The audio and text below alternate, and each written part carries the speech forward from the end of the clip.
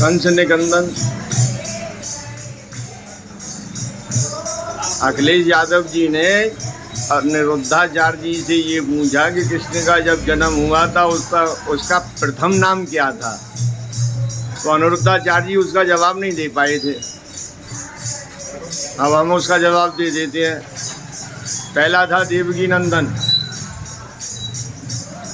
दूसरा था यशोदानंदन, तीसरा था नंद नंदन और चौथा है ये कंस निकंदन। 4 ही नंदन हुए। इनमें सबसे पहला और सबसे लास्ट का नंदन ये है। देवकी नंदन, यशोदानंदन, नंद नंदन और कंस निकंदन।